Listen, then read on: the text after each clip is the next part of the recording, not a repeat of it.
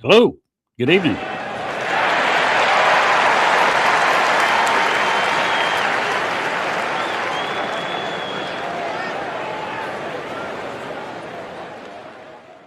Yes, indeedy. It is baseball season. I am currently watching the Dodgers and the Arizona Diamondbacks on NBC.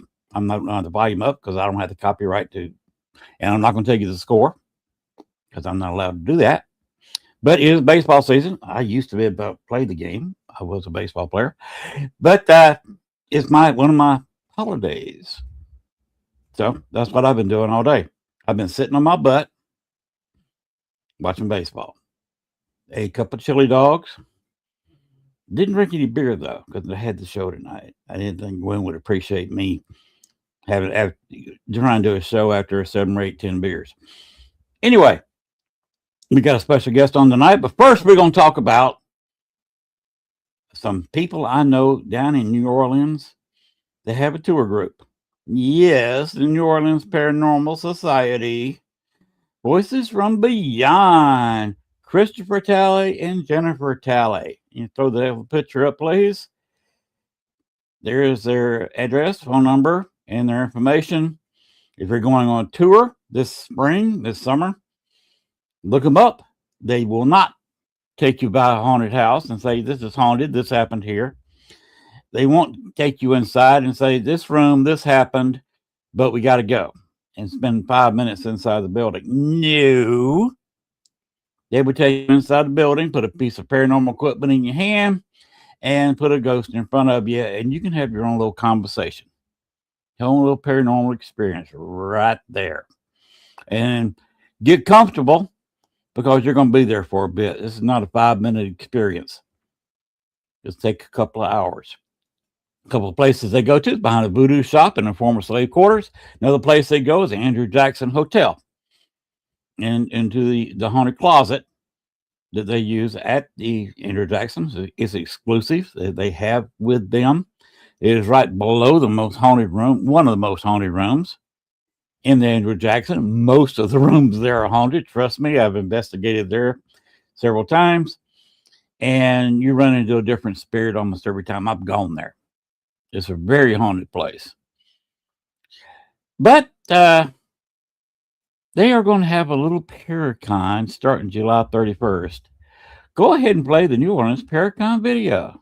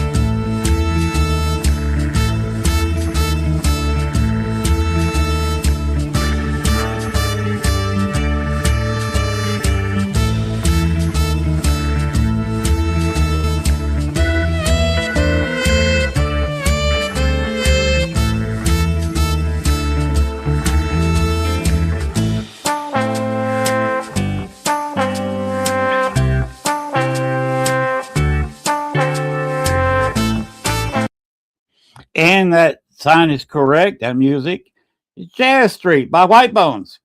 I got it from Canva. It's one of their music things.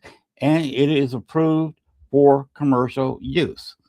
So all you people on all these videos and websites that want to scream about it, talk to Canva.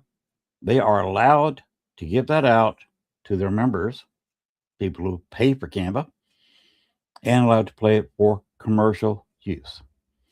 That was a nice little piece of jazz there. Of course, New Orleans has its share jazz. So go to NewOrleansParacon.com. A lot of packages are already sold out. Patty Negre, her experience. I think they have 10 more left or something like that. Packages with her. Some of those packages are sold out. The RIP has been sold out for a couple of weeks now. The package with Luciana in the house behind the old slave quarters behind the voodoo shop, that may be sold out very quickly. It has very few, I don't know the exact number, is very few packages with Letriana, our own very own Letriana, Terry Brown. There. That of course that will be live. All Access Network TV will be there, providing Gwen can find us some internet signal and hook us up. We'll be showing that. If you want to be there in person, July 31st, August 1st and 2nd in New Orleans at the New Orleans Paracon.com, where you get your tickets. And if you want to be sitting there with Latriana, get your package now because there's not that many left. But now we're going to introduce our host. He's an old friend of mine. We ghost hunted before several years ago in the Chicagoland area. Coming up is Greg Goss. How you doing, Len? All right, how you doing, Greg? Is this better? Well, it looks good to me. Okay. Don't have that blinding light like in the other room. Well, that's where I just finally figured out how to run the light fixture. Oh, okay. Cool. Fancy. These things are complicated now. Yeah, they are. I finally figured it out. Good to see you. Nice to see you. You got the lighting perfect now. That's great. Okay. So what's going on? Today it's been all about baseball. You had one game last night, but today was opening day. Unfortunately, the Cubs got the pudding beat out of them. The White Sox got the pudding beat out of them. What else is new with the White Sox? The Cubs were up 2-1 when I was driving come over here. I think they had a pitcher come in there. Their starter, I think, in the third or fourth inning, gave up about 5 runs. Oh God. Yes. So they ended up getting beat, and the White Sox got beat by Milwaukee. So they're off to a bad start. Right now, the Dodgers, believe it or not, are getting beat 2-0 by Arizona, but it's still early. Yeah, but they probably got real good weather out there, huh? Well, the Mets game this morning or this noon, early this afternoon, they had absolutely perfect weather. And I'm looking out at Dodger Stadium right now, and it is perfect weather out there too. Wrigley, they were kind of cool, kind of cloudy, with a 30-mile-an-hour wind howling through there. Yeah. Of course, that's Wrigley Field for you. Well, if they would have played it at about 9 o'clock this morning, it would have been like 65 degrees out here. Mm-hmm. Temperature dropped right at game time. Oh wow! I guess that wind blew it in. Yeah, so it went all the way down. I think it was in the 40s. Woo! With 30-mile-an-hour wind blowing. Oh my gosh! I don't know exactly. I didn't watch any of it or anything at towards the end. I just heard it on the radio actually. Yeah, it's kind of tradition. Gail, she's got a younger brother, and he come up, of course, a Cubs fan and a White Sox fan. He was one of those rare people to pull for both teams. And I assumed that right because I was not born there, so I didn't give a rip about their north side, south side thing. So they're both Chicago teams. I pulled for them, and I went to the stadium and saw their games and enjoyed myself. But today was a cool opening day. Of course, Milwaukee was about the same way. It's kind of cool, kind of windy. But the first game televised was, of course, the Mets. Beautiful, stunning weather in New York. And, of course, they have beautiful weather in Los Angeles right now. Yeah, that's about we were going pretty good here, and then the bottom dropped out for a day or two. So, we here, absolutely beautiful day. I think we hit a high of 84. That's amazing. I wish I Mm-mm. had it. And now we're dropping off a little bit tomorrow. It's going to be a little bit cooler tomorrow. I think the high is going to be in the 70s. And but through next week, that's what the high is going to be, mid What, 70s. 70s? Oh, that's good. Maybe I can get a little bit more painting done. I'm hoping we can get out there tomorrow. Are you an artist now? Painting the house. Yeah, Well, I it's know. paint, That's, actually staining. in the military, they called for artists, Ah, and okay. guys would raise their hands, say, I'm an artist. The next thing they were doing floors and walls, and Of course, I guess you have your artists, the people who feed you, and the trigger pullers. yeah, You know what the trigger pullers do? yeah, They shoot at folks. yeah. So, you been doing anything paranormal lately? We went to the Obscuricon in DeKalb, Illinois, that was run by Willie Atkins, and that was over this last weekend. And we went there for a day on Saturday. Had a lot of fun. Got to see a lot of friends, and that kind of thing. Larry Eisler was. I had him come on my Wednesday show last night. I asked him if he would join us for some ITC, and he came on last night. And we had a real good show. We only had two double Estes, so it worked out really fine, and he enjoyed himself.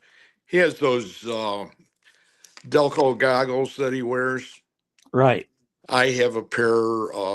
Carol Garcia has a pair, and we use those pretty much. But is that Christy? Yep.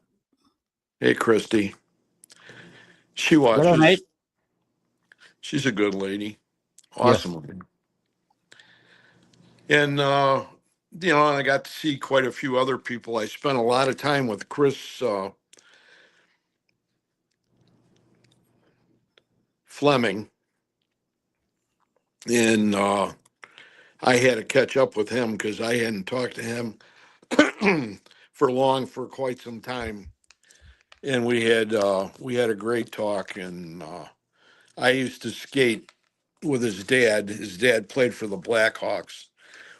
And when I was a peewee, I was like 10 years old, and I was playing peewee hockey back then. And my dad knew the coach, Rudy Pillis, at that particular time. So we got to do warm ups with him on Sundays.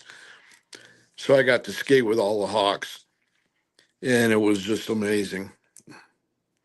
All those old guys. And now I'm an old guy. It was a lot of, I always have memories of that, of the different guys and things that they did with me, and how they screwed around all the time. And, some of them would smack you in the butt with their hockey stick, when you're skating around and stuff, and passing the puck to you and letting you shoot at people like Glenn Hall and, Hall of Fame players. So it was a lot of fun. And that was about it. I'm going to try to do something in June. Uh, I can't remember what it is. I think it's got to do with going down to Southern Illinois, Detroit Taylor's area. So we'll wait and see what happens there.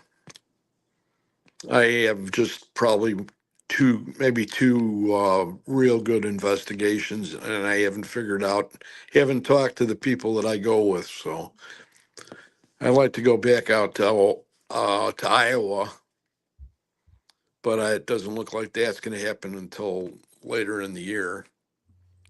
So all my the reason I'm here is because my son from here, he's up in Steamboat for the last snow they got, and my other one's down in Disney World. So all my boys and my grandkids from around here, that are close to me are all out of town right now. So Yeah, Orlando is a little bit out of town from there. yeah, yeah, they go there quite a bit. That's my middle son, Josh, and he has a beautiful daughter and a great son. And his daughter is she's a flag football player, and she's been a gymnast since she's been 4. So she plays for the high school. Junior's not there yet. Logan's got another 2 years before he makes high school. So, but he's cutting his own path. That's all that matters. Is he into hockey? No, none of them are. Okay. None of them. And you know what? It's probably the best thing happening because I got beat. I got the heck beat out of me a lot. I uh, I was in the hospital. I took a puck to the temple because when we played, we didn't have helmets. They were just coming in with helmets, and I was playing in. Ended up playing in the senior men division. By the time, and that time we did have helmets, but then if you got in a fight with somebody, all they do is they cover up like a turtle, and you kept on hitting them in the head, and you're just beating the hell out of your knuckles. So that wasn't any fun. And now I'm too old to skate. So I never ice skated, but of course down in Georgia, the most ice I ever saw was in an ice cream machine. oh boy, I'll tell you. Yep. But you know what? Think of the time, and I wanted to tell you. Guess who I ran into at ObscureCon? Who's that? Dale. Really? Did y'all Yeah, talk? yeah. I talked a little bit with him. Okay. Said hi. He's lost some weight. Looks That's good. scary. Unless he got fat without me knowing it. Oh, always had a. He looked like he ate well. Okay, Okay. Yeah. but so he was. It was a little added. Uh, how could you say thrill to see him? So, That was but Willie Atkins' place, wasn't it? yeah, Yeah. Willie Atkins was a good guy. he He's the one who directed me when I was in the rock video. okay. In fact, that video was made by him. Yeah, he's fine. He's doing good. I'm going to have him on the show a little bit here. Probably in June. I have a lot of people that I have coming up, and I'm already filled for May. So I've got one more. I think I have one more for the end of the month here for April, and you got a lot of good people coming on, and I uh, I I want to have Chris is hopefully he's going to come on. I didn't even see if he answered yet because he is an amazing man. I don't know if you spent any time with him, but he's really something. Who is this now? Christopher Fleming. Oh, yeah, yeah, yeah. I spent a little bit of time with him. We spoke a little bit. I heard one of his presentations. He probably doesn't remember me at all, but we've at least it's been several years though. We were at least at the same place at the same time, and I asked him a couple of questions. He answered them. Yeah, his dad. I was working at the post office in Rolling Meadows, which is a suburb up northwest side, by Arlington Heights, and his dad was working at a bank, maybe as one of those, how what's the word for it, where they're just like there to greet people and things like that. And I don't know what else he did there, but I saw him. He came out and he went over to get a hot dog from a hot dog stand, and I spotted him, and I went, "Holy crap! It's Reggie Fleming." And then he said, I said to him, I said, "You probably don't remember me from the games at the old stadium and the warm ups on Sundays, because back then at that same particular time, uh, who was it? Bobby Hull had his two sons out on the ice, and they were both like two, and the skates were almost as big as they were, and they were skating around like crazy. Hmm. So it was interesting. There's a lot of things like that that have happened that I think that's why I'm really attracted to the other side now, because there's a lot of people that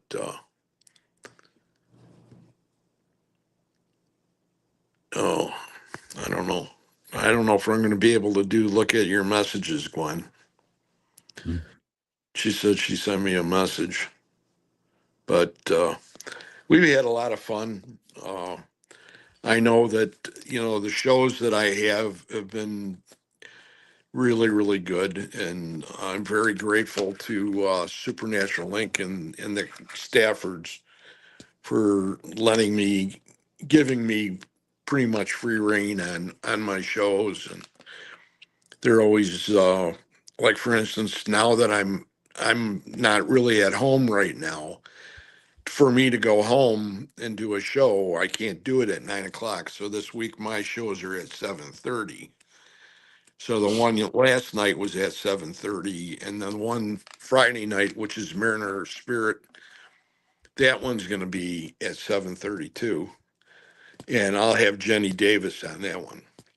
Okay, cool. I've never had Jenny on, for all the time I've known her, and she's starting to do a fantastic job, and now she's got into the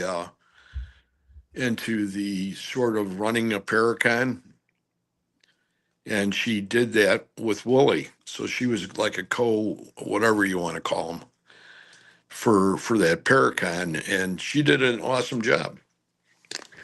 I was really amazed. And there's so many other people that I know from around where at the northwest suburbs, and all the way up to the border, Wisconsin border, and even in Wisconsin. They're all great people. So you have a lot of fun with them, even Yeah, though, uh, Jeremy Burton says Jenny is great. yeah. Uh, Christy, she says she liked ice hockey, pulled for the Blackhawks, even though she's, of course, living in Australia. Christy also says, agreed, such a beautiful human being. And Jeremy Bunton, I had her on my show promoting the Paracon earlier this month. Oh, wow. Jeremy Cool. Brunton. So that was for which Paracon, though? Which Paracon was that, Jeremy?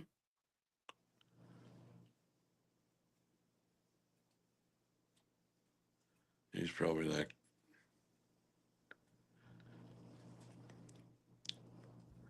I've been trying to get out to Missouri and over by Kansas City just to get with the Staffords, since I work with them and that. And now that Oh, Kate, which one?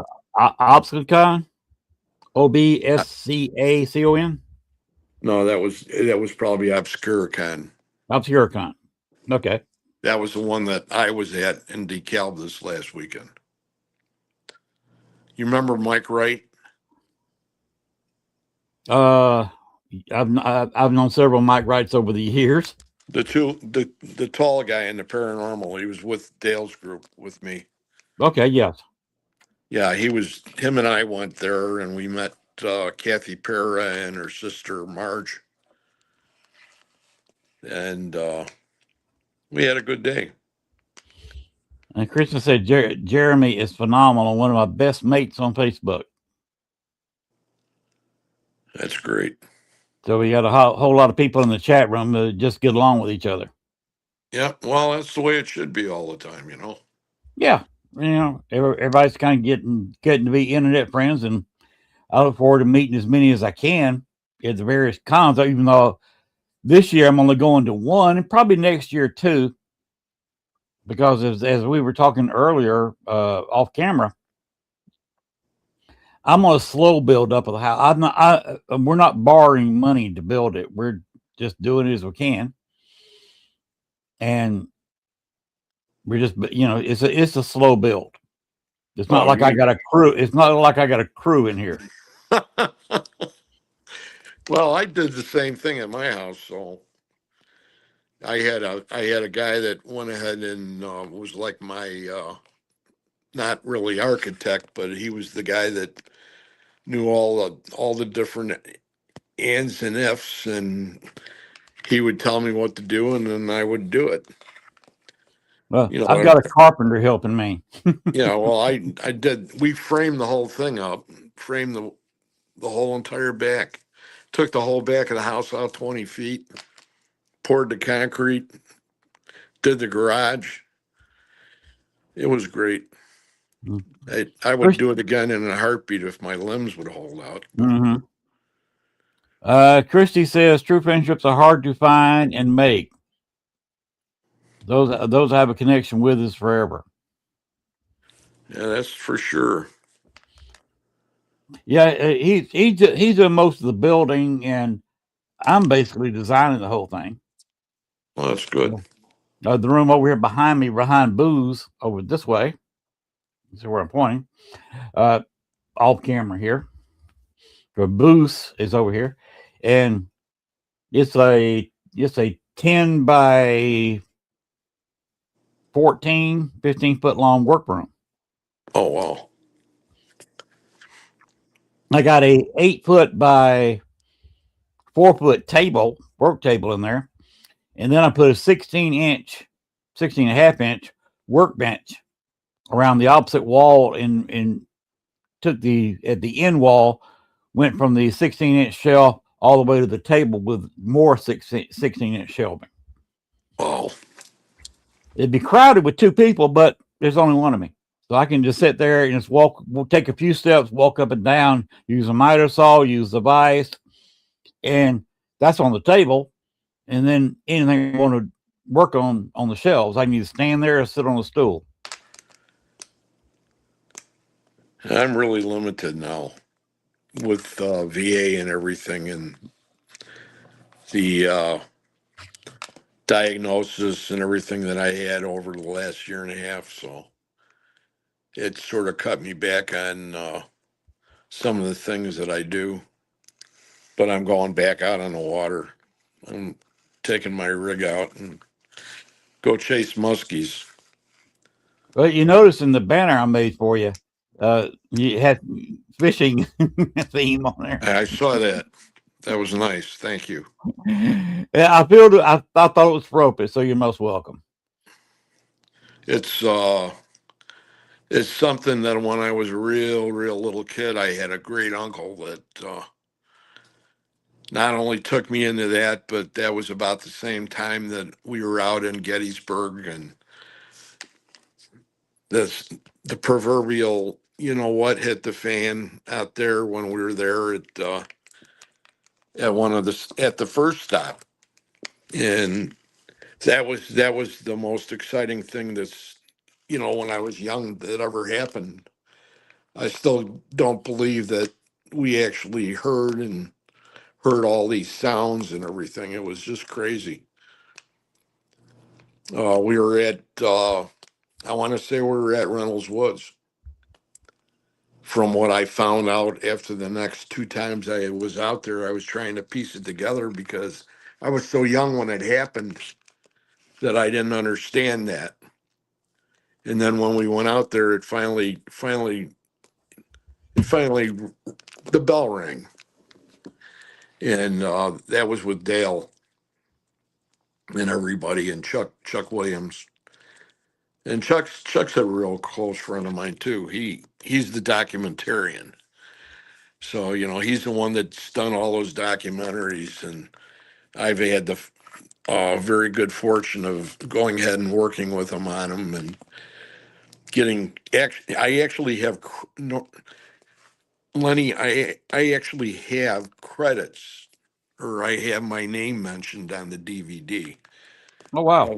of the people that helped him, and his new one that's going to be coming out pretty soon is called Diana the Dunes, and that's the lady that was a businesswoman in downtown Chicago working in the corporate world, and she just ended up walking out, and she went over to Gary, Indiana, and ended up over she made a shack and lived at the Indiana Dunes. Aha. I think you probably heard of her before, I bet. And she ended up dying after about I think she's out there a total of about 12 years. Oh But wow. we went ahead and we did a big investigation out there about her, and we did about three of them. And we'd go ahead and we'd go in certain sections and do EVP work and Estes and stuff like that. And it's going to be another great one. He did the circus train crash of 1917 or 18, and we worked in Gary, and we worked on the anniversary, and I want to say maybe it was because this is 2026 now. It could have been 17 or Hmm. 18 or 18 maybe. But anyway, that's what happened was one of the big circus trains was going out of Illinois and was going down into Indiana, and one of their big wheels on their cars, and all those trains back then were all constructed out of wood, Right. except for the wheels, and they had to pull off on a side rail in Gary because one of their wheels was gold. It was bright. It was burning up, reddish gold or whatever it is. Hmm. So they pull it off Almost, the side. almost white hot. Yeah. So it there was like there were three cars that were left on the main line. So the conductors and everything else had gone down the line in case somebody would come along so they could stop them. Well, there was a troop train that was coming south, and it was totally unloaded. The only thing that was there was the engineer, and he had fallen asleep, Hmm. and he plowed right into the back end of that train, and everything went on fire. And they had all the circus performers, they had the animals and everything in the last four cars of this train, and then they had all the equipment for the tents and everything in front of it. But they lost a whole bunch of people, and it's a very sad story for carnival people because there's people that were buried that really didn't have a name. Hmm. They knew them as Smiley or whatever, whatever their nickname was, or the character name that they used at the circus. So those are all buried at it's called Showman's Rest, and it's across the road from Brookfield Zoo. There's a cemetery over there. And Brookfield Zoo, you know where Brookfield Zoo was, right? Oh yeah. And so they buried a whole bunch of people there. There was something to do with somebody went ahead and donated all the space for them, and I want to say that they even buried some elephants there. I've always heard that they did. Okay. But and we were across the street from there, and we were trying to figure out. Uh, there was a rumor that you could hear certain sounds from the animals. You could hear. I want to say it was either lions or elephants, one of the two. You could hear them, in the middle of the night, and we went ahead and we did a whole bunch of EVP work and that in one of those. It was a forest preserve rest area right on the outside of Brookfield Zoo, across the street from the cemetery. So it was pretty neat. We were there all night, and that was one of the last parts of what we did. We actually did were the on the anniversary. It was the anniversary of the train crash, and we were on the tracks, and we had a tent set up off the tracks. Sorry about that. He's making noise up there. Uh, Kaiser is it. We went ahead and we did a lot of EVP work on the tracks, and then right at the time of the anniversary, what happened was they had a train come through, and he was dinging his bell, going real super slow right at the time that the crash occurred, which was Ooh, like three something in the morning, I think, 2:30, 3 o'clock. So we all got to see that, and we're in a monsoon too at the same time, so it was all crazy. The next day they did a big presentation for the city of Gary from the Circus Association and things like that, and we were all part of that, and it's been amazing. Uh, the first one he did, of course, was Bachelor's Grove, and he did that one, and that was oh, I can't even think of the name right now. It's getting by me, but he did one on the Madonna of Bachelor's Grove, Amelia. and that was one of the sisters that took the picture. Judy She Hart. Judy, and both of the girls still work with Dale, so that's pretty cool. Yes. And we had a whole big thing where we had Bachelor's Grove all to ourselves, and it was the second time that Cook County went ahead and gave a permit out for being over there in the cemetery after dark. And the first time was Ghost Adventures. So I don't even remember them being filmed out there or anything like that. I don't remember that show, but we were out there and we had three groups.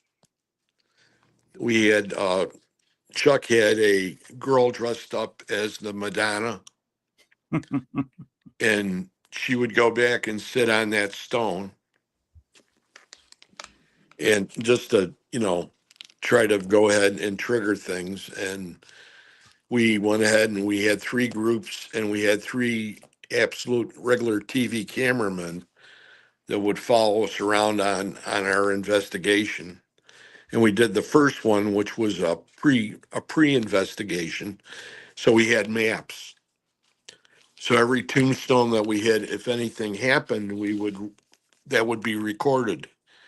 So then they took all three groups and they took all three of those maps, Dale did and Chuck did, and they put them together, and they took the hottest spots. And that's what we filmed for the video. So it was really a great night. I learned a lot. The only thing that I had saw was on the big one was the Slender Man in the corner of the fence line down there. It was just nothing but a huge black shadow, and it appeared to have a hat on. Yes. And it was like, holy crap. That is the theory behind that from various people was he was the last caretaker of the cemetery So he had a who name. was actually buried in that cemetery and was the last burial. It was in his will to be buried in Baxter's Grove. That was really cool. And sometimes he appears as a shadow overlooking the cemetery if you're in there. Make sure And you're not up to any mischief. we didn't run into that house back there when you leave the cemetery and you go back by that creek back there. Right? Way back in the woods back there. There's a house that appears, Right. and then And something if you that walk toward it, it recedes from you. right. I've never seen it, I have never seen it either. I've but spent a lot of hours there. I've never seen that house. it's a pretty interesting location. When we first got there, we had tables set up, and Chuck had all these different things all lined up as far as food and things like that, and they were getting Madonna all dressed up, and we were there, and this woman runs by us like a track star, and she runs back towards the cemetery, and we thought, what the heck? And she runs in there, and about 15 minutes later, she comes running back, and she's got like a sage stick, and it's lit up, and she's going over the top of her head and between her legs, and I thought, wow. But they're that whole time was really, really something. I know. Oh, do you know a Nancy Noonan Kelly? Yes, I do know She Nancy. says hello, hey to me, and calls you Greg Buddy. Yeah, she's from up in Minnesota. There, she's a good girl. She's a great lady. She's been around for a long time. Oh, is Gwen? Are you still around? You're putting the names up there. Seeing if Gwen could do me a favor.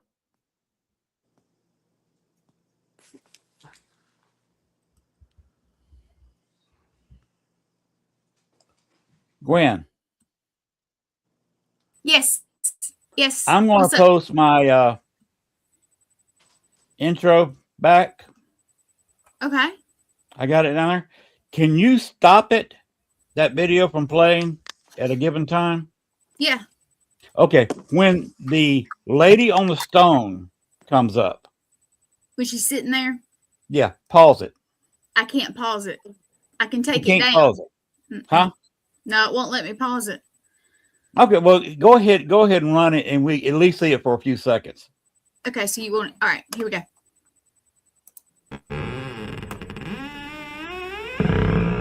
I don't know who came up with this creepy door. God, you got to grease your hinges there, buddy. Yeah. Needs some WD-40. Yeah,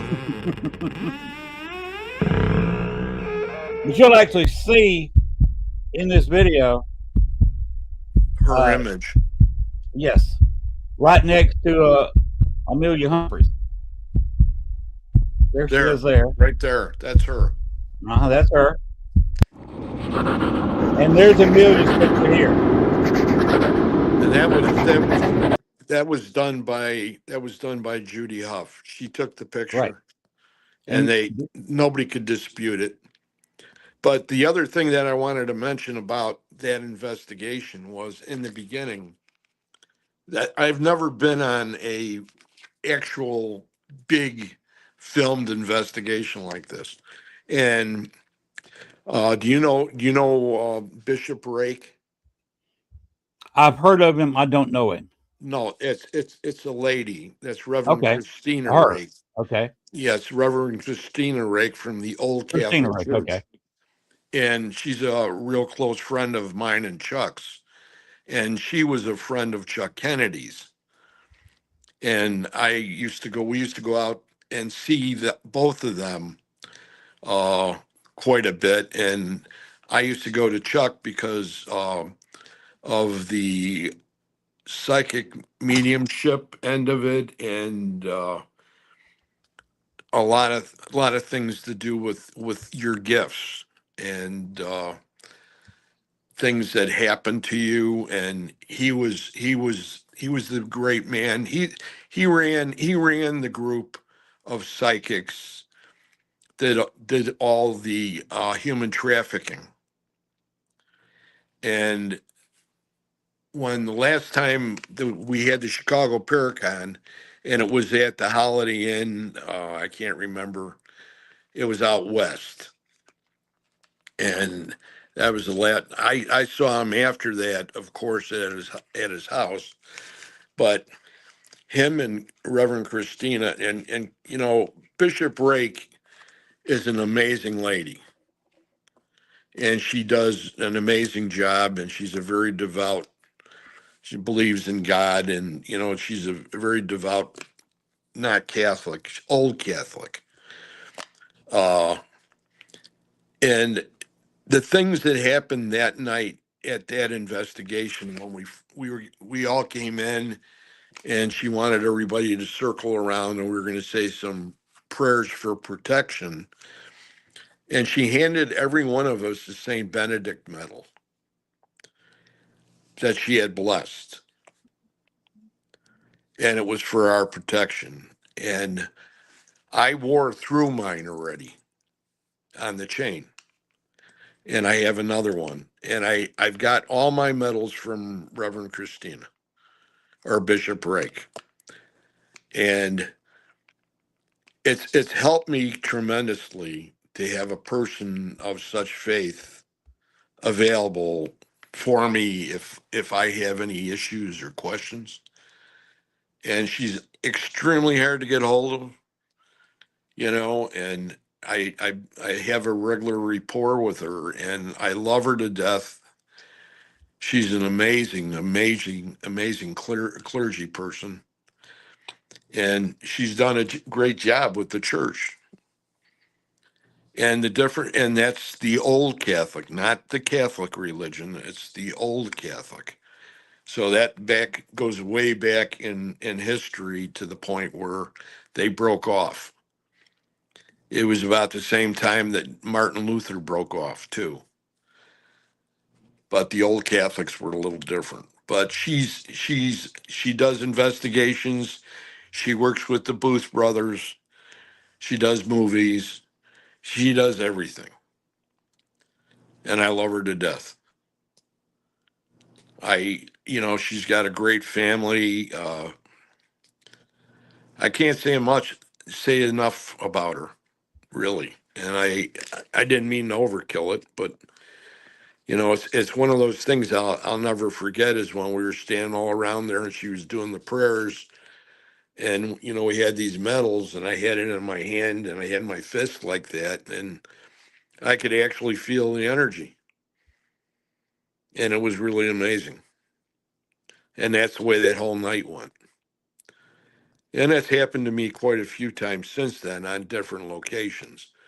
Poasttown Elementary, Mansfield. Uh, the Rose Hotel is one of my favorites.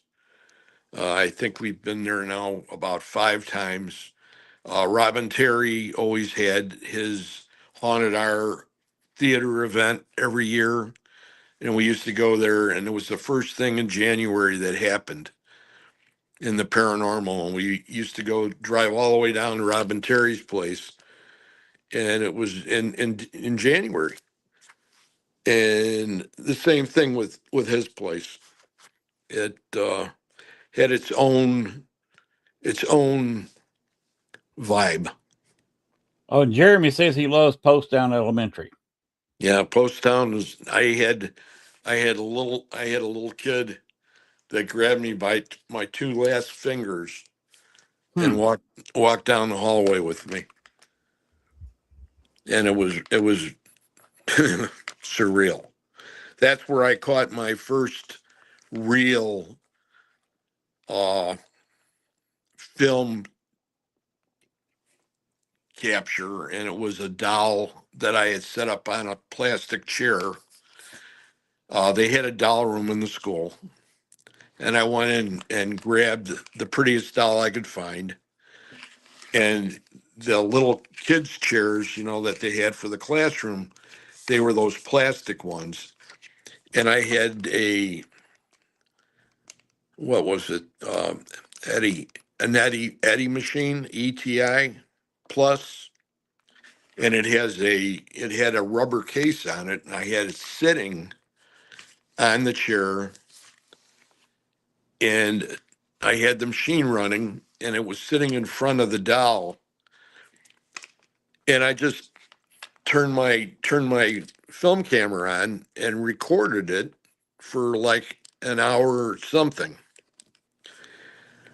and it didn't nothing looked different to me. But when I got home and I started to play it back, what happened was where the machine was in respect to where this doll's foot was. The only thing you could see on the one end is you could see the end of her toes of her one foot. And as I started playing, I said, I can't watch this whole damn thing. It was almost 2 hours long, so I would skip it a little bit, right? Right. And then all of a sudden, there was more than her toes. Then I could see her whole foot and then part of her leg. And I'm looking at the time on this, so I'm writing these times down. So I went ahead and recorded the spirit of these kids were trying to get to the doll, but the machine was in their way. So they were trying to push the machine out of their way. And with the rubber case, it was really hard to push. So it wasn't really fast. So when the machine did finally at the end of it, I went ahead and looked and I went, holy crap. This, I really got something here. And I went ahead and I broke it down, and I have it, and I have it on my computer, and it was really a nice capture. Cool. And the other one was at Old South Pittsburgh, and it's the nurse, and I have a full body apparition, and I just got one from when I showed it to a few people at Obscura, and it was taken by a friend of mine off one of his motion detector cameras, off his house. Right. And it's down in a town south of here. And I know him because he works up right around here for a township. And he sent it to me. He says, hey, check this out and tell me what you think. And I asked him, I said, is it okay with you if I share it with a few people? Because I'm going to this event. And he says, no. He says, that would be great to find out. It appears to be either a Native American or a trapper that would have like a hood up. And it's a still image, but it's eerie. Hmm. And that just happened last week Oh, before I wow. went to Obscuricon. Wow. And stuff like that carry me and I know there's a lot of people, and these are like, I've been working at this for a long time, and I think that's like the fourth one. And I did not take that one. All the other stuff that I have is all my own that I captured myself. And it's funny that I would go from camera work and still pictures to ITC and Estes methods. But I got attracted to that pretty early, and I found, I really have a curiosity about how they respond to the questions.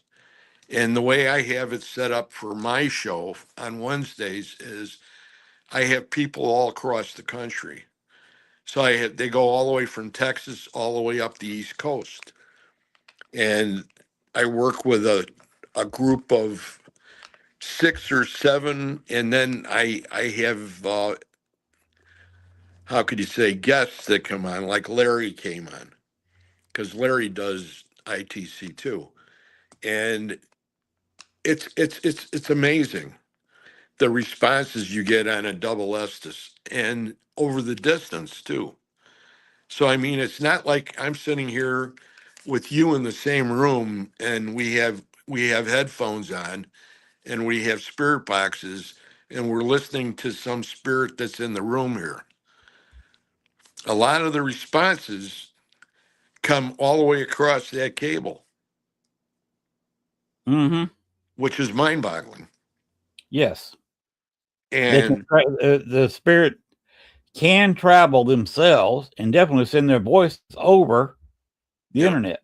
It's amazing. so When you finish, can you explain a little bit how the Estes is done for the people who don't know sure, how you do it? sure. If you have a spirit box, it's just like an SB7. A lot of the times what happened, oh, number one, I'll go back in a little history. The Estes method was developed by 2 gentlemen, or actually a group of 4, 1 girl and 3 guys. 2 of the guys were Connor Randall and Carl Pfeiffer. Those were the same 2 gentlemen that were involved in the series Hellier, Greg and Dana Newkirk. Mm-hmm. And they went ahead and they were doing just EVP sessions. And Connor had a pair of soundproof headphones, what is it? Music headphones, Mm-hmm. drummer's headphones, excuse me. Ah, And okay. and he had them on. He said they decided that they were going to do a little experiment, and he put them on, and they started asking him questions.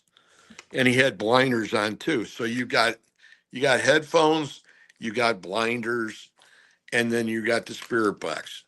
So you're listening to the spirit box through the headphones, and whatever full words you hear, you go ahead and say.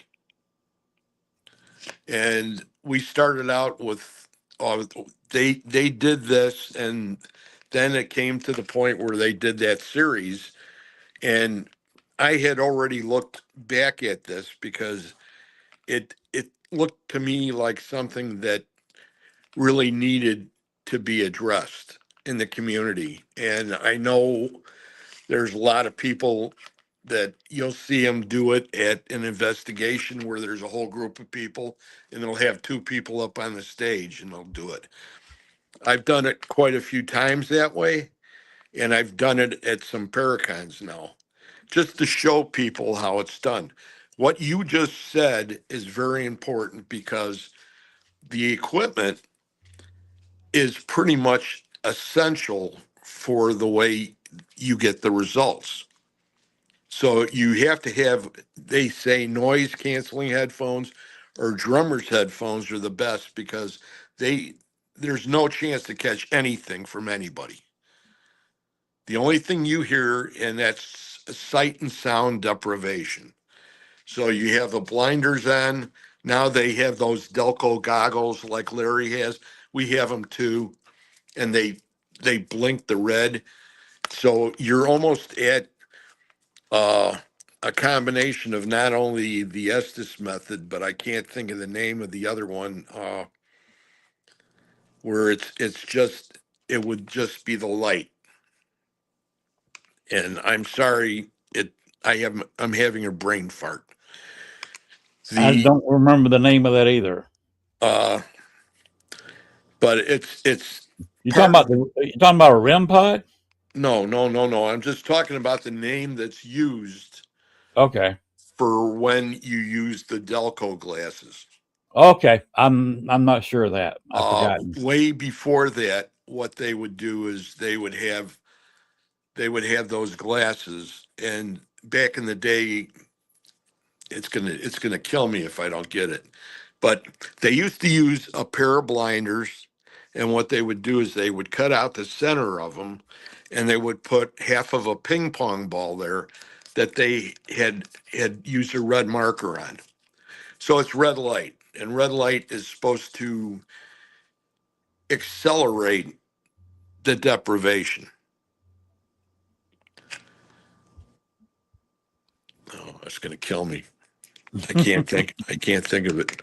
But anyway, what was going on with this is they had gone ahead and done quite a bit of work. I went ahead and started to work with it.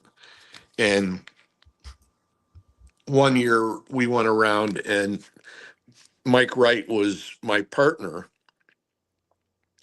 and we did a lot of this Estes work at different locations, all the way from Kansas. We were at the school that's in the southwest corner of Iowa, I want to say, right close to the Sally House.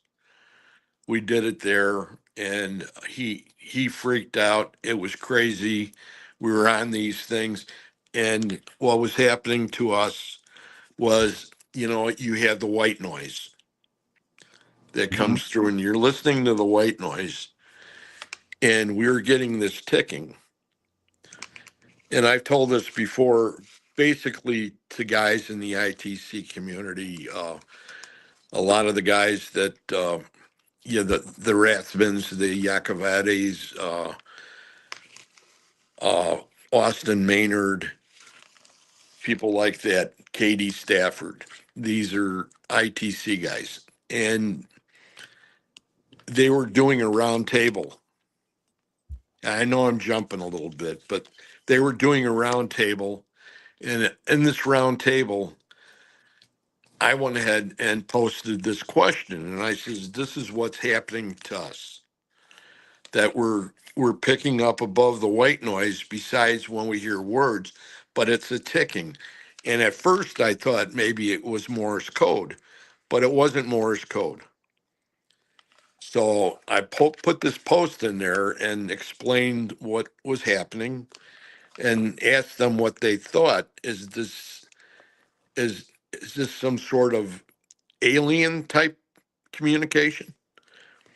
And two of them started to laugh, and they looked at each other and they said, isn't that what Frank Sumption was all about? Now you know who Frank Sumption is, right? Uh, uh, I've heard the He's name. he's the one that he made the Frank's box. Okay, yeah, And that one. if you went back to the early Popular Mechanics or Popular Science magazines, back when I was young, inside the cover, or they had an advertisement, a one-page advertisement that says, speak to Martians or speak to aliens. And it showed like Radio Shack. You could go ahead and put this box together and you could communicate with aliens, talk to them. And I remember that happened a long, long time ago. So I asked them that question, and that was the answer they gave me was, isn't that what Frank Sumption was about? And he had a Frank's box, and he was called by the spirits that were talking to him through his box. They called him, his name was the Purple Princess. And if you get an opportunity, and anybody who's interested in this that's in the room right now, you would have to go ahead and read the book on Frank Sumption. And it's mind-boggling. And they actually told him it was time, they were coming to get him. And he actually took him. His physical body was still there, but they actually took him. Oh, wow. And this actually happened. This is in the book, in his book. Do you know the name of the book? I thought it was Frank Sumption, but it's not. It's another brain fart, my friend. It's something that people can look up, but it's the story of Frank Sumption. Okay. And it's some amazing literature, and it caught me, and just it was like getting that big hook in the corner of your mouth and getting set on. You ain't going anywhere else. It just reels you in.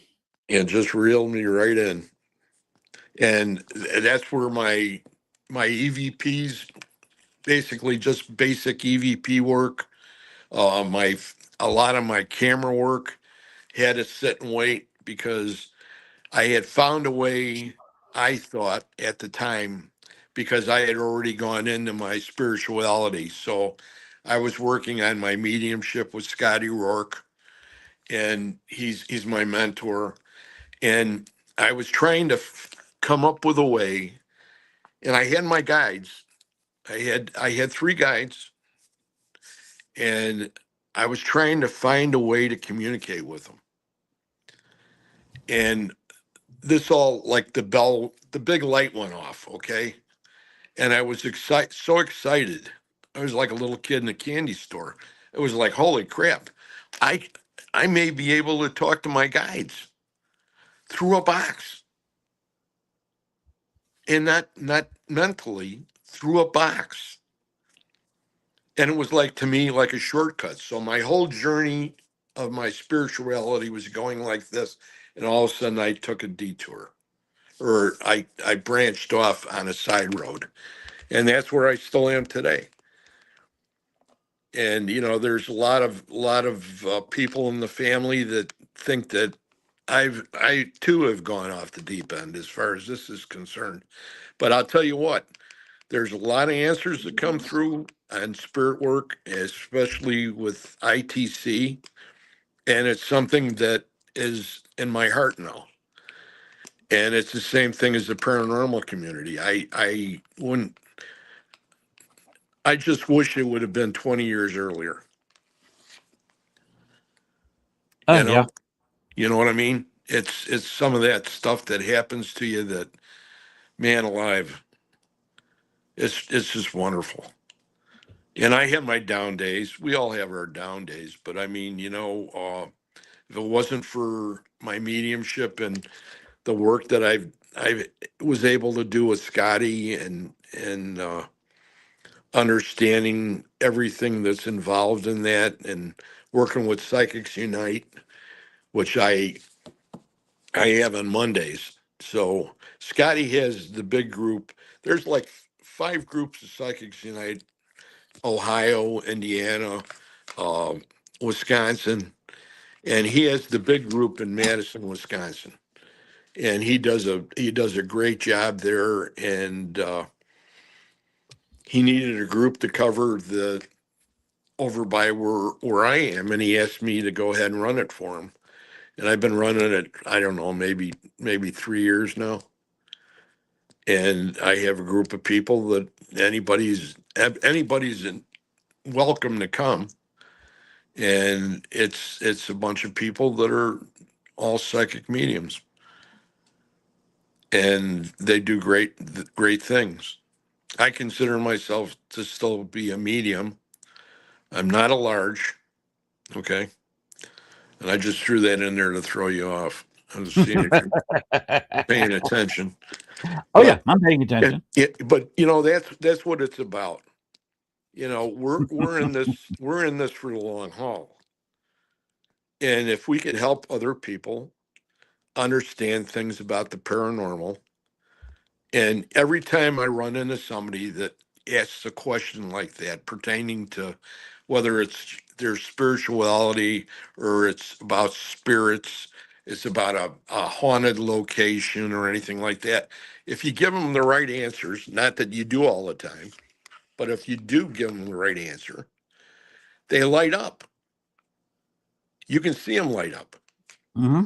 And that is the part that I love the most.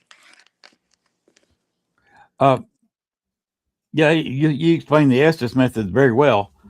What I'd like to do here is show a short video that may bring back some Bachelor's Grove memories of you for you. Uh-oh. Can you go ahead and play the video mark file 0361 dark move? There you go. Okay. Oh, whoops, Unless wrong maybe over one. here. Never mind. Take that back down. I don't know. Let it play. This that was another cemetery that I did. That is a cemetery. It's about a quarter the size of Baxter's Grove. Remember, Baxter's Grove is only 1 acre. Yes. For anybody who doesn't know, they sometimes get shocked at the size of it. But there is still over 200 people buried in that cemetery. I have something that I saw. Okay.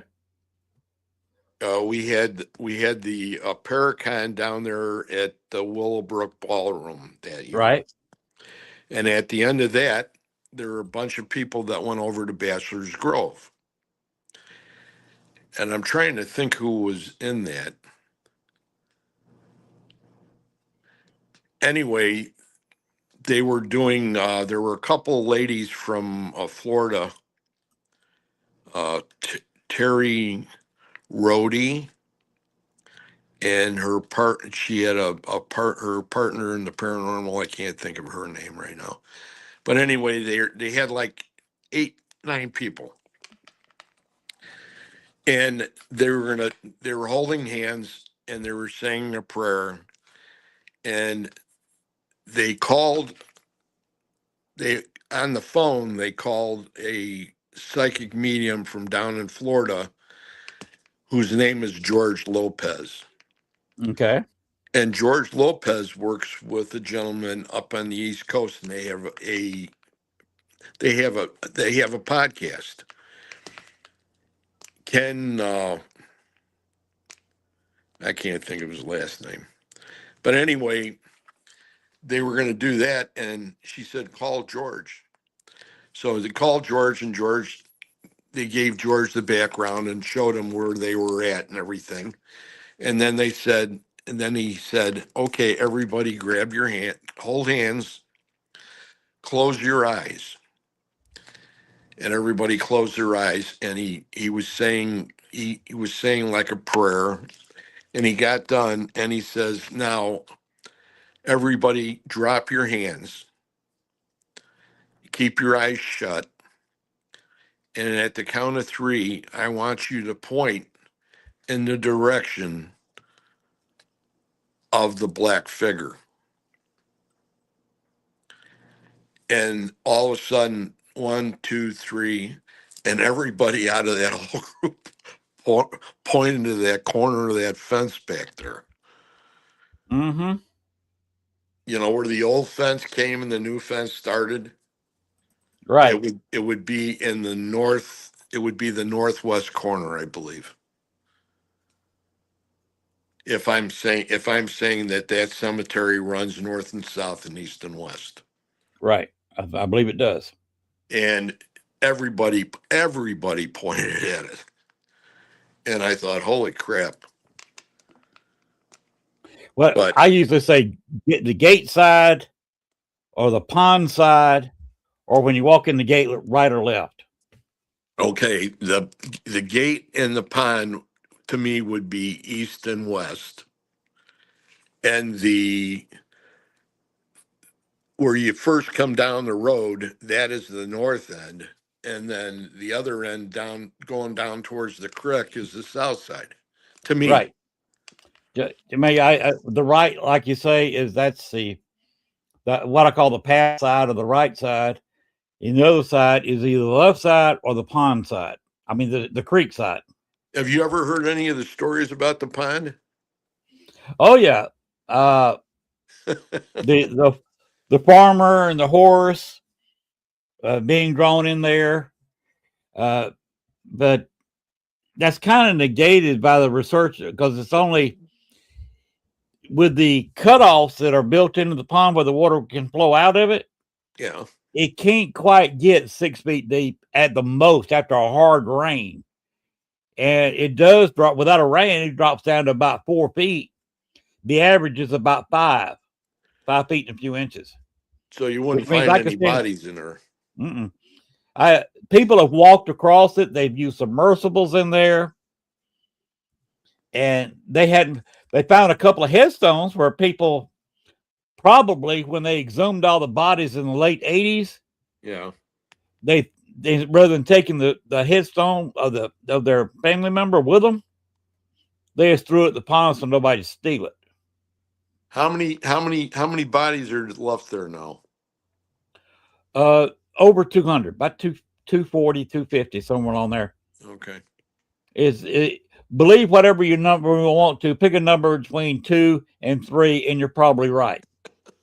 There was also about 250 bodies exhumed. So only about half the bodies that were ever there are still there, which is an incredible number of people buried Yes. in 1 acre. How about the little kid? Is it a little girl, I think? Or a little boy? On the big headstone? Yes. That is unknown. They don't know if there was a child actually buried there or not, or whether the headstone just said child or a boy or whatever. I don't remember exactly what it says. And people leave toys there all the time, and there may not even be a child buried there. That whole plot goes back toward the gate several yards. That's the largest plot in Bachelor's Grove.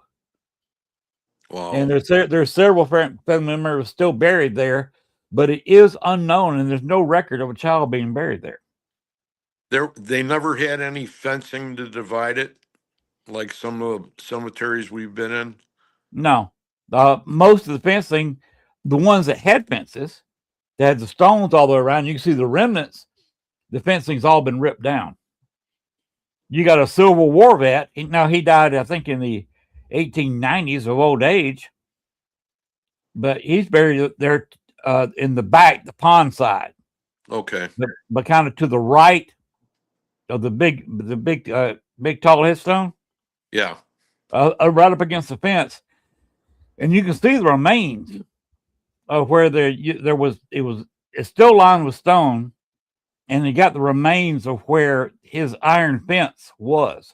I don't know if it really just got rusted so bad, because we're talking 1890s, so we're not talking well over 100 years old now. When he was buried, had rusted so bad they hauled it off, or where somebody just piece by piece stole the fencing. But there's 2 or 3 graves that were obviously fenced off, and the fencing's gone. Now, the one you're asking about, the big one, I've seen no evidence of it being fenced off. It may have been originally, and all the evidence is just gone. That's a shame. It is. You know what happened there over the years with these cults and everything else that came through there? And it was local people. The local high school, they had kind of a hazing thing that when you were about to graduate, you had to go there and kick over a headstone and spend some time at night in there. Well, they're probably paying for it today. Yeah, I think that several of them end up doing it.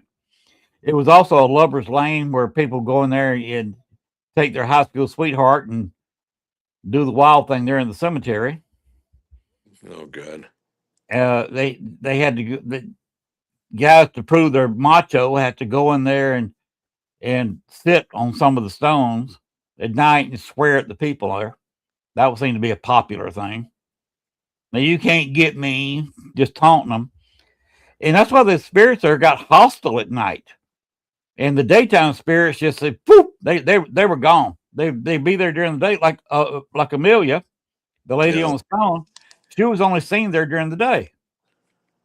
She doesn't come there at night because she would come there every day, pick up a child's spirit that is still buried there. Libby May is still buried in that cemetery. And Amelia would come through there every night and pick up Libby May's spirit and go, just to keep away from the hostile nighttime people and spirits. Some of the rangers there, they don't believe what's been drug in there. And they said they don't like to come in there at night because they've caught people with a gun, some people with machetes. back there, and other kinds of weapons. There's several times people have been seen walking back there, spray paint in their hands. Wow. It's amazing what the cemetery went through, but I think the local high school finally grew out of it. You know, the XYZ generation, they kind of slowed down going down there, and about 10 years ago, I think they kind of faded away, kicking over the stones. Plus, the Forest Preserve cops were keeping a better eye on it and not letting them park across the street, giving them tickets, and not letting the locals walk in there. Unbelievable. Yeah, it went through a lot. Yeah. And by the way, you're talking about Dale. Dale, after I left Chicago area, did confirm. He said he contacted the spirit that was on the stone.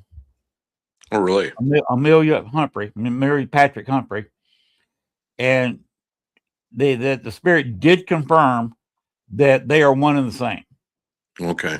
That it was Amelia Patrick Humphrey, and I was not there. I was already moved down here when he did that. He just told me that he did get it confirmed by Ghostbox.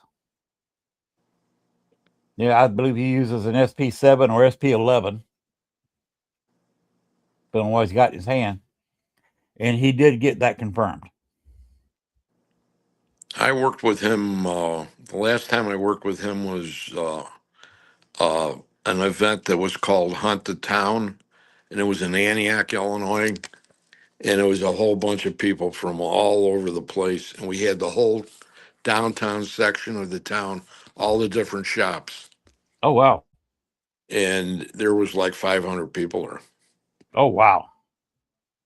And we were in one building that was like a joke store. It was, where you get all those joke type buzzer things and all that kind of crap, and costumes and all that stuff. And him and I worked in the one section, and then it was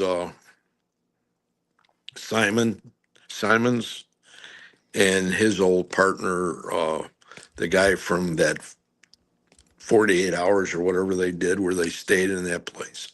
I don't know why I can't think of his name. But we were there. We did that event. That was pretty cool because we were in anytime you get an opportunity legally to go into a lodge or an Odd Fellows Club or anything like that, that's always very, very interesting as far as the paranormal is concerned. But it's funny about the lodges. What I think Masonic. the Masonic or an Odd Fellows or any kind of lodge like the Moose Lodge. Yes. I think what happens is a lot of the people who have passed on, former members, their membership, of course, is still good. It's supposed to be good for life when you join those things. And they still come to meetings at the lodge. Yeah. Regardless of what group you're talking about. They came to so many meetings at this lodge.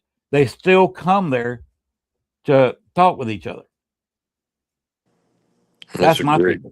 Yep. That's exactly what it is. That's my theory that just so happens to fit the facts. That almost all of those are haunted. That's why movie theaters so much are haunted. Older movie theaters. Yeah. It's people going in there, or theaters, period, to watch a play or watch a movie. That's where they went. That was a social thing for them. Maybe they went there on a date.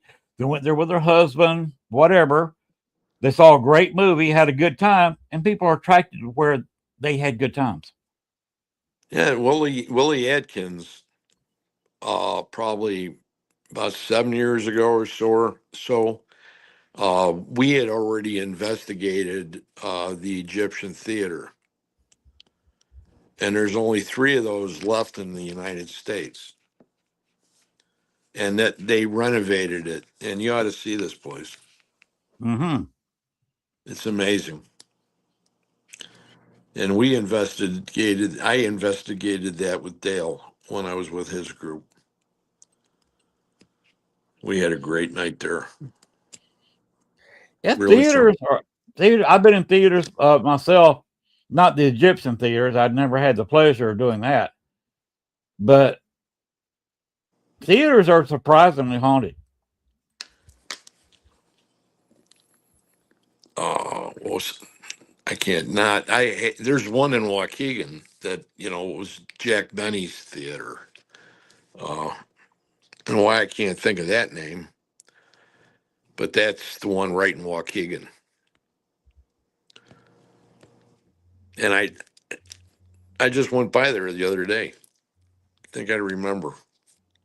Oh, Blood. let me ask you a question with this next video. Okay. Is this the guy Mikey you were talking about? Can you go ahead and roll that video 004, please? That him? Where Yeah. were the people, the victims? Yep, Where that's they him. First placed them? What morgue? This was at the Bohemian Cemetery at the 100th anniversary of the sinking of the Eastland. Who else is there? That's Carl there in the foreground. Okay. You remember Carl? Yep. And that's Dale back there. Dale wasn't there this time. Oh, really? Yeah. I just looked this one up because it does show Mikey. He was asking questions. Yeah. I just saw him at Christmas. He just got a response. I think it's Rosario. Okay. What's his last name? See, that he actually got an answer Blows you away every time, don't it? to his question. Thank you so much. And go ahead and take that down, Gwen. He actually asked 2 or 3 questions right there and got answers to each one of them, and you saw his reaction. Just, darn. And Carl said, it just blows you away when you get an answer to your question that's pertinent to the question and immediately after the question. Right. And that's, if we crank the volume up on that when you see the video, put some headphones on, and you can actually hear his question and hear the answer he got. And Mikey was just amazed at that. He actually asked the spirits who the captain of the Titanic was. They answered with first and last name. Oh, wow. He asked them what year the Titanic sank. They named the year. Of course, the reason the Titanic sinking caused the Eastland sinking, because they had all the new regulations on boats. They had to have enough boats to carry all people on board ships at that time. And the Eastland, the way it was built, you couldn't put the boats on lower decks. So they've added another deck to the Eastland and put the boats high up. And those boats are heavy. They were wood. They weighed a ton, several tons actually, and they were way up high. And the Eastland was built right at regulations, bare minimum regulations as far as width goes. It should have been at least 3 or 4 feet wider than it was built. So it was a narrow ship to start with, and with the boats on top, and you put way overloaded people in it, boom, flipped right over. They're in 12 feet of water in the Chicago River. You know why they flipped? You heard the story, right? Huh? Everybody ran to the one side because they were going to take a picture. Right. And that with the boats making it rocky like this, the crowd weight just flipped it right. It tilted a few times, it rocked a few times, then finally tilted over. They were trying to go uphill to correct it, and with everybody falling backwards, over she rolled. God. And it killed almost the exact same number of people died at the Eastland as died of the Titanic. But there was a difference. Most of the people who died of the Titanic were crew. They did get most of the passengers off. With the Eastland, it was the opposite. It just had a few crew there. So the far majority of the people that died were passengers from Western Electric. That's who had rented the boat for the day. They were going across the lake to a park for a picnic. Yeah. It And was that that video I saw, Westinghouse, or what? what was the name of the company? Western Electric. Western Electric. They're the ones that rented the boat. They'd actually rented 3 ships. The Eastland was the largest. And one person who was late and did not get on the boat was the future owner of the Chicago Bears and creator of the NFL. Had he been there on time and boarded, because he would have gotten boarded in front of most people, he could have been killed. And Yeah. that would change a lot of history. Yep. Had he been killed there.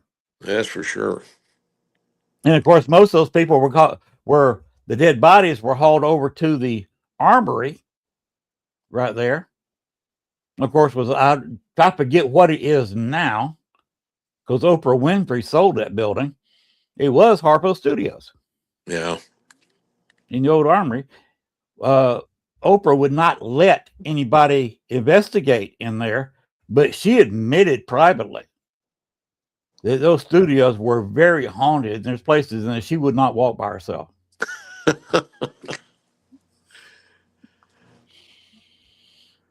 And we got some amazing evidence. You just saw a little bit of it. Couldn't really hear it because it's hard through StreamYard to really jack up the volume. Yeah. But it's okay. You actually just saw vocal audio evidence that we got there in Bohemian Cemetery. And that was who we were talking about earlier. For those who were listening earlier in the show, we were talking about Mike Wright. There he was. So the Bohemian Cemetery is located where? North side Chicago. North side where? I don't remember. This was 11 years ago or so. Okay, because I grew up on the northwest side. I think this is. I think it's on the northeast side. Because I was in Austin. You can look it up, Bohemian Cemetery up there. You see exactly where it is. I was one of those little kids, and I was at Our Lady Help of Christians, and that was the year of the Our Lady of the Angels fire. And the kids that survived were brought to our school. Oh, wow. So they had kids that were all bandaged up, and there's a lot of stories. There's a lot of stories that go along with that too. Yeah, Chicago suffered its tragedies. Yeah, Ursula Bielski had quite a few stories pertaining to that, I think, if I remember correctly. She unfortunately stopped having her Paracon, and then sold her tour business. And Tony Zabiskie is now kind of replaced her and Richard Crow as tour guide. Tony was just at DeKalb. Was he? I said hi to him, and that's all I had the time to do at the moment. But he was there. So was Jack. So was Jack Chavez. Okay. And there are quite a few other people, like I said, that name wise. Diet was one of these psychic mediums. I can't think of her last name, but she used to be with us when I was with shadow hunters a long time ago. But there's a Yeah, lot of other people. mhm. Yeah, I think Tony, by the time before he retires, he's going to become a legend, not quite equal to, but approaching the legend of Ursula Belsky and Richard Crowe, Yeah. because he is the go to guide that you want to be with if you want to hear about the ghost of Chicago. He has Yeah. got stories. You know Neil Gibbons? No, I'm not familiar with him. He's been doing quite a bit of that work too.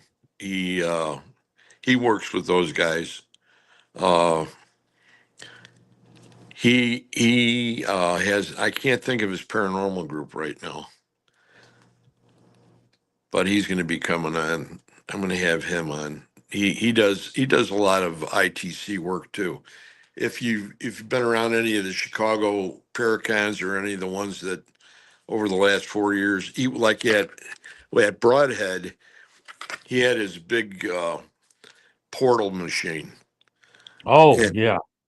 And it's huge. But he looks like he's got a big white Santa Claus beard, and he's a short guy like me. So I mean, he's a great guy too. We actually did an Estes method right there when we were at the Kelb, and he would ask the questions. He told me my mathematics was way off,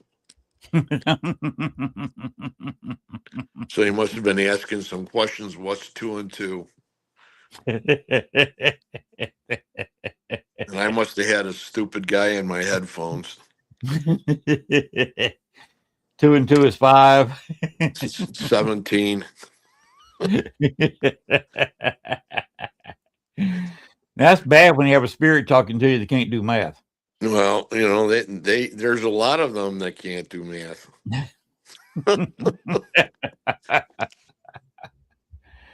Well, when we're passed away, we'll both probably have issues with math too.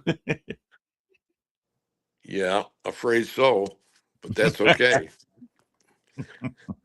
I forgot more than I can remember, Yeah.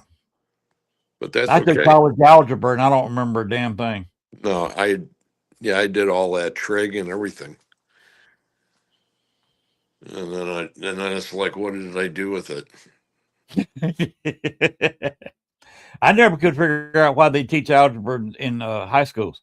Unless you're in a specialty, unless you're going to be an engineer or graph drawing where you absolutely need mathematical application. I don't know what good it does. I guess they just went ahead and gave you whatever you were good at it. Yeah. That's crazy. Yeah. Well, have you seen where Generation Z can't read cursive? I thought I heard that. My kids, my grandkids, it's the same thing. It's like, what is going on? Of course, I can't write at all anyway because the tremors are so bad that. Right. I've got arthritis big time in this right finger. Yeah. And when I'm working on the house, we're not putting together the nails. We're building with screws. Oh, so you're driving them. So yeah, I got an electric drill with a bit in it. But you use both. If it's a long screw, it's a hex head. The regular screws up to about 2.5. We Yeah. use a standard Phillips. But I can only pull that trigger, and because you got to put some pressure to drive the screw in, and Right. it's murder on my hands. And then I've been staining everything out here. So I got swollen fingers, swollen up wrist, Yeah. and it's a mess.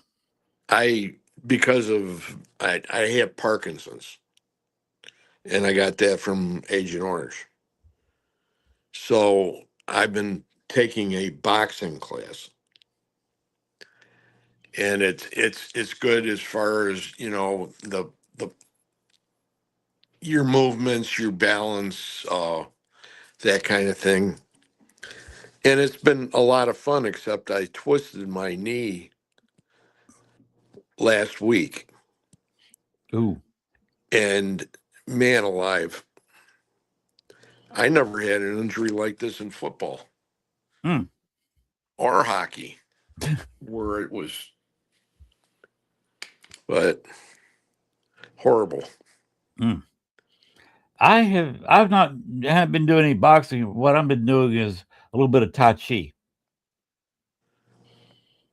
And then I'll throw a little bit of Taekwondo movement in it. I have a female instructor, a lovely lady who she's all involved in the high school, and she knows my grandkids, and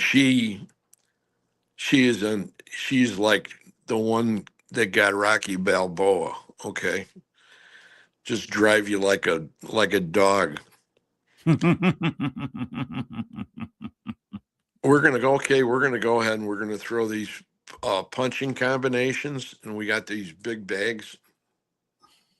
And she says, "Okay, we do like four sessions of 30 seconds of constant punches." She calls out the combinations, and you throw it for 30 seconds. You have a 15-second break, and then you start up again. And you do it for all those sessions. And by the time I go to leave there, the sweat is dripping off my nose and my chin. I bet it is. And it feels really good. But at the same time, you know, I did enough of that, I thought, when I was younger. But it's I not like mhm. it's not like the paranormal, you know. No. I need to get back into that because I got a feeling that when I see her in New Orleans January 31st, probably Yeah. on the 30th or the 29th, that Gwen is going to try to whoop my ass. She may, if you keep on saying things to her like that. And she's a lovely lady. I love her to death. Uh, Her and Lee both, I wish some things would be different or that I could do both, but you can only do so much. mhm. So many I love shows, being so on this many network networks. because Gwen and Electriana are fantastic people. Lee's husband Yes. is also a fantastic guy. I've never met him yet. I I will. haven't met any of them face to face yet. Oh, really? Well, I haven't either. I was supposed to meet Gwen last winter or the winter I don't Mhm. know what it was. No, I did meet her. I met her at Broadhead. Yeah, y'all I crossed didn't, paths at Broadhead. huh?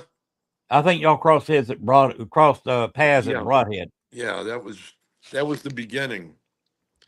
That would have been a good time to go ahead and become part of it. But it's an awesome network. I have nothing bad to say about it. I think the people that they've got and all the podcasters are great people. That everyone that I've watched, and they get your attention. You know what I mean? Hmm. Yes, we got 20 some odd shows now, Yeah, and I only kid Gwen because she's almost like a sister to me. yeah. So I pick on her, and she either laughs or says something bad to me, yeah, like a brother and sister would, and we go about our business. I always say that I wish I was 30 years younger. I wish I was 30 years younger because that way I could get these add-ons to the house built quicker. Yeah, I feel sorry for you in that way, but you'll get it done. Yeah, the next project I've got to move a refrigerator. We're talking about a full size French door refrigerator. Move it I can't. where? I've got to move it from where it is and put it somewhere else in the kitchen temporarily because You got to work behind it. I got to work under it. The floor is sinking, and Well, I don't know what it is causing it, but I've got to move the refrigerator. I got to move our big table, big dining table that's sitting there. Got to move it and rip up the floor and see what's going on. no. So, unfortunately, the guy who built this house in '85 wasn't much of a carpenter, nothing square. Oh God. And I guess he ran out of money when he built the kitchen. The kitchen's an add-on. Our kitchen bedroom's an add-on. He put proper 3/4 inch flooring in what is our bedroom. He built a 24 by 24 addition on the house and just put a wall down the center of it. One we use as a bedroom. And yeah, we do have a 12-foot by 18-foot bedroom, a 19-foot, and then we have a 12 by 5 walk-in closet. But the kitchen is 12 feet by 24 feet. And I guess he ran out of money. Would you believe that he put 3/8 inch plywood for the floor in the kitchen? What? Yes.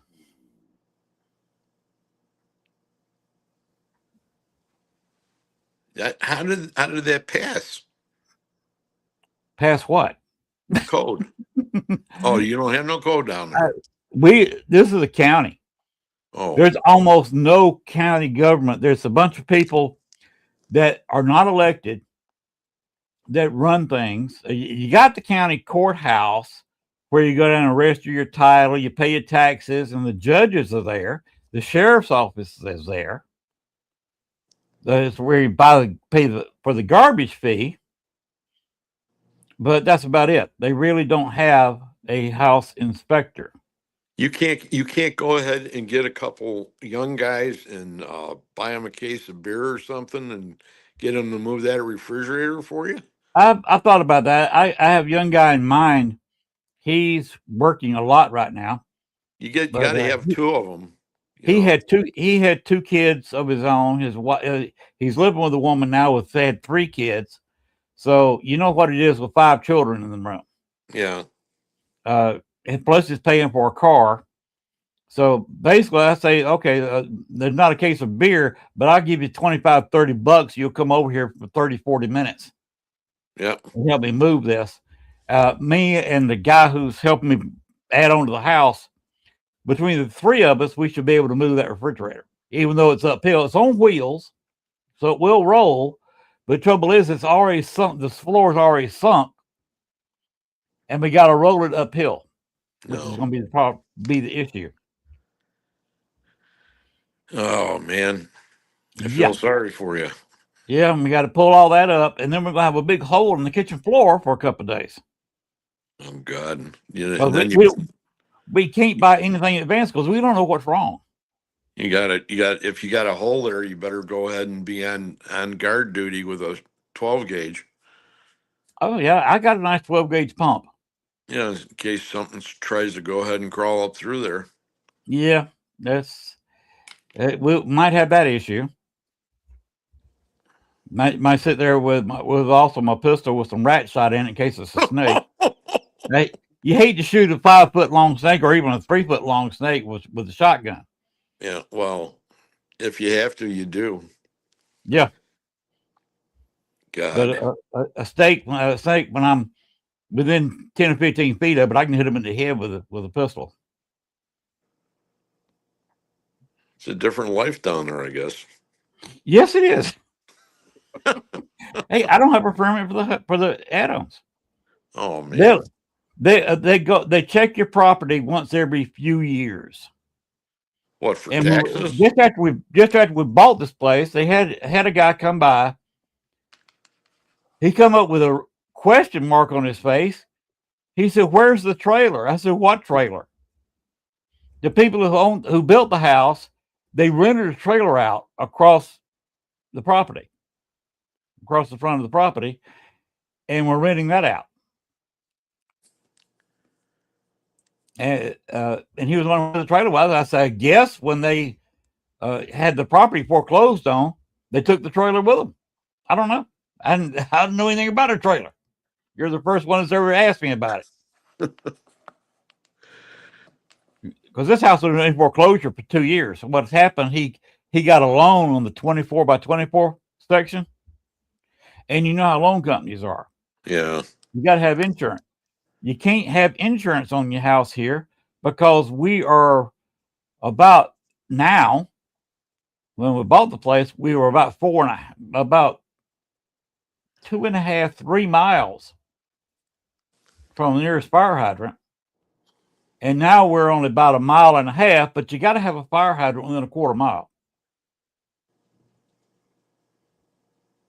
And now that new fire hydrant, all sitting there nice and pretty.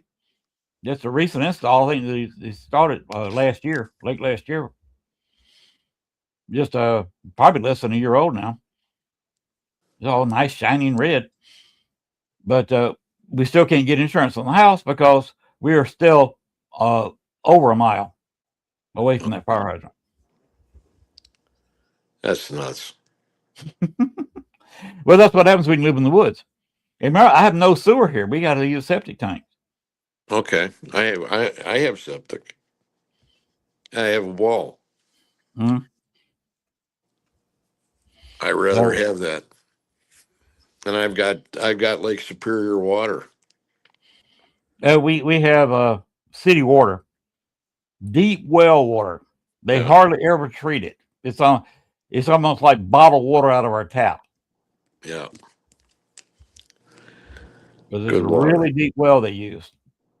I did that when they built the city back in the city was incorporated in 1874, I believe. 1874. Mm-hmm. So it's not that old a city. Post Civil War. Yes. By 9 years. Mm-hmm. And it was built here because it's kind of the center of a new county, and the fact that there was an old, even older than the city, was an old horse stop on the road going from Pine Bluff to Monticello, which were both much older cities. These were way pre-Civil War. And what they did, they split the difference. You know, Star City, the horse thing was about halfway. And you know yourself that a horse at a trot at most is good for 25 to 30 miles, depending on the horse. And that's all you're going to get. Yeah. At a normal horse, just kind of trotting pace in a day. So what they did, they put that a place where you could spend the night on the ground if you wanted to, and they put your horse up for a small fee, and then you get up in the morning, get back on your horse, and you could go either Monticello or back to Pine Bluff, you know, wherever you were going. It was just a horse stop. And that building was there, so they came over a few feet where they could drill down and hit deep well water, underground water, and they built a town around that. Built a town around the well. But the Star City is located almost exactly halfway between Monticello and Pine Bluff, Arkansas. Holy crap. And there was a raging Civil War battle here. They left their headquarters, which is the MacArthur Military Museum in Little Rock. It's where the Union set up their capital. The Confederacy set up the capital of Arkansas in Camden, which is almost directly to the west of here. And they sent people down trying to do the whole state, drive the Confederacy completely out of the state of Arkansas. And they basically had a running battle trying to get the capital, Camden. And the Confederacy countered by attacking their supply lines, of course. Why fight a superior force? You can attack their supply lines and knock their supply lines out. Also, the Union Army was raiding the homes in southern Arkansas and running people out of their homes and stripping the houses of anything valuable. And then the Confederacy countered equal cruelty by taking everything, all the supplies, and either using them or burning them, what they couldn't carry, and the fact that the Union Army was partially made out of freed blacks from the North. Yeah. And the Confederacy policy was they don't take black Union Army folks prisoner. They would if they surrendered, they'd pull them off to the side where nobody could see, and they just execute them. Dispatch them. That happened. There was several attacks. The Union armies caught up against a creek, and they had to use, if you remember, you did some time in the military, the Bailey Bridge. That's the British claim it, but it comes from India. And the Union Army actually was when they sent their armies to the South, they actually carried some of the early versions of the Bailey Bridge with them. Oh, wow. So the Union Army, they had to throw an early version of the Bailey Bridge, which a lot of people know from the World War II, Right. I think Market Garden. Yep. Because they had to build a Bailey Bridge to continue that attack after the Germans destroyed the bridge, but right in front of U.S. soldiers.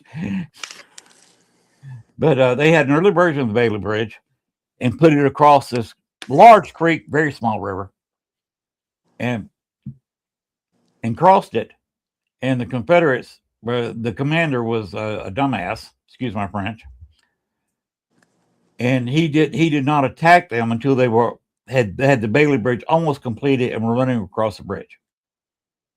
And then they just destroyed, of course, the Bailey Bridge is not, especially back in the Civil War, were rather fragile anyway, and they just quickly destroyed it. And the Confederate, the little river was flooded, and the Confederate Army couldn't pursue them across because they did not have a Bailey Bridge. There was people killed there. There's a whole running battle, and eventually the Union kind of started losing the battle in the South and went back, and they fled. Some of them fled all the way back to Little Rock.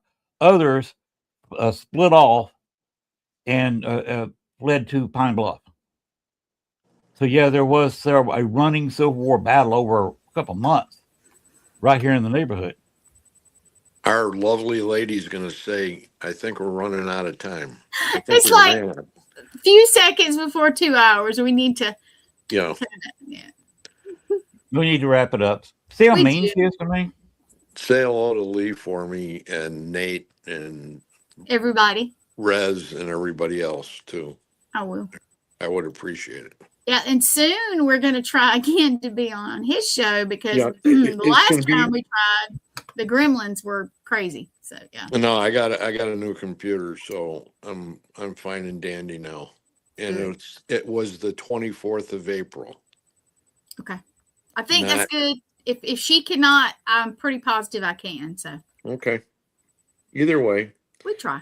You know, yes, guys, it's been 2 hours and I love you to death, but I gotta get up in the morning. Okay. So appreciate it. Greg, I appreciate you coming on the show. It's been fun as always. Well, thank you very much. We usually get involved in a great big, conversation, and we did that tonight. We talked about all kinds of stuff. Yeah. Keep the paranormal alive, my friend. I intend to. Okay. Well, you saw that short video of that small cemetery. That was actually a cemetery by the local prison. Oh, good. It's actually in a county park close to the prison. It's just two families buried in there, and the two families were intermarried. Is why just two families. Well, I want to thank you for having me on. It's been a lovely time, and we will get together down the road here probably in June and I'll have you on my show. All right. Okay. It's been Greg, awesome, Lenny. Greg, you take care. It's always Okay. awesome to be with you on the show. Thank you Okay. for being here. Okay. We'll see you take guys care all of later. yourself. Bye-bye. Bye-bye. And Gwen, before we end the show, let's go ahead and can we show that New Orleans video one more time? Oh.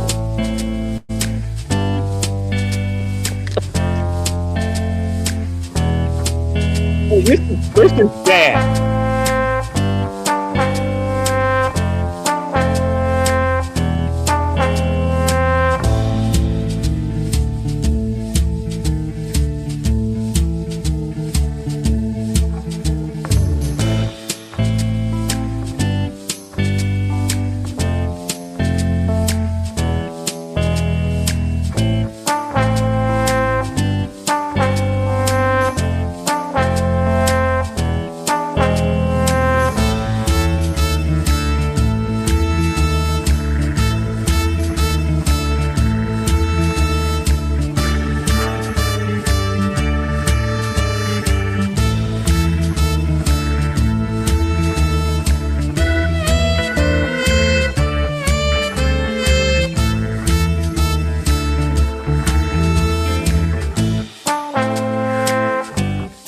I love this music. Okay. Adios. But, we'll see you, Greg. Okay. Bye-bye. All right, Gwen. Just say the paranormal never sleeps, and go ahead and since I do have my closing video down there, go ahead and play that purple video. Good night, everybody.